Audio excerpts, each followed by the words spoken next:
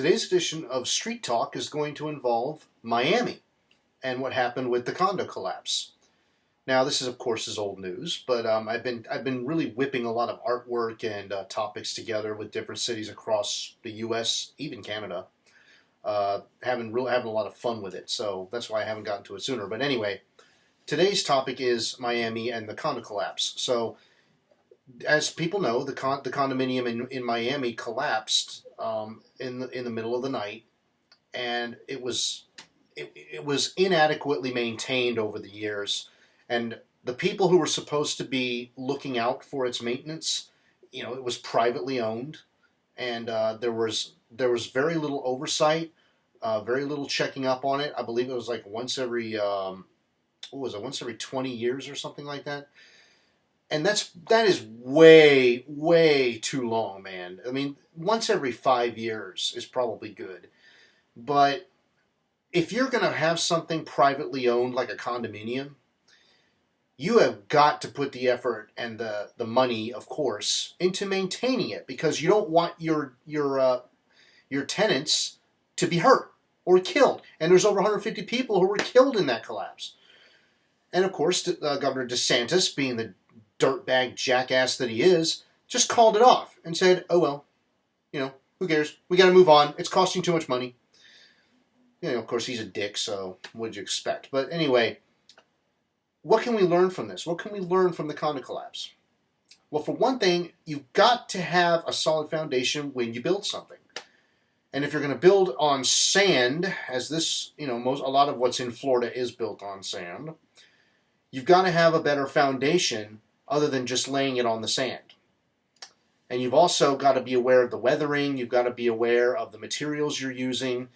You have to have a very strict, by the numbers, double check everything, standard operating procedure for this kind of work. Because it's going to be up for a long, long time. People are going to be living in it.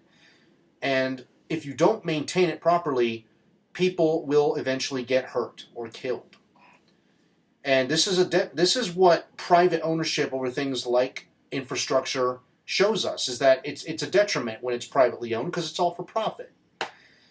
We have the little thing going on right now in Washington about these two different infrastructure bills. One of them is going to hand half of our infrastructure over to private interests, where we'll be charged tolls on roads and bridges and everything else, and it's just going to be a bloody nightmare. And the other one has all the good stuff in it. That's supposed to be the reconciliation bill, but that doesn't have a chance of passing because Washington is just elitist, up their own ass. They don't care about the people. They just want more money in their own pockets, and those are their donors. And if we do get an infrastructure bill passed, it will be like the bipartisan bill. It will be more privatized. It will hand off billions more to corporations and the rich. And at that point, who knows where in the hell we're going to end up. But Miami's case, it's like, I don't know the exact quote from the Bible about somebody building their house on sand, but that's what happens. You build your house on something as soft and malleable as sand, eventually it's going to subside. I mean, ask the people in Italy that built the Tower of Pisa.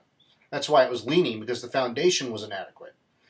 Well, similar situation here, plus the fact that the person who owned the complex didn't want to put in the money to maintaining it because they wanted to maximize profits. Well, what happens when you substitute private ownership of these types of housing with public ownership? They're going to put in that money because they now have a vested interest in maintaining their dwelling so that it doesn't collapse.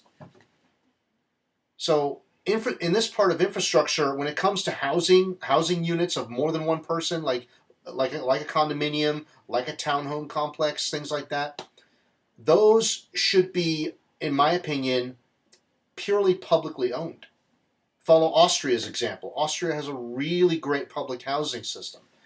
And if you were to go into Austria and look at some of those homes that they have in that sector, they're like luxury condos. Like, the standard of living is unbelievable. It's really high there. But here, privately owned condominium standards of living, oh my God, you may as well be living in a dumpster. As is the case with what we saw in the Miami condo collapse. If it was maintained properly, and this person wasn't trying to maximize profits, then those people might still be alive today, and that condo wouldn't have collapsed. So it's a perverse incentive structure. This is what we can learn from the condo collapse in Miami.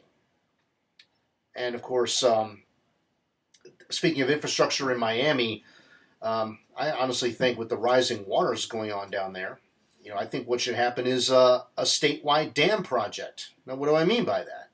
Well, I mean a way of combating rising sea levels where you could basically filter into the mainland the rising water.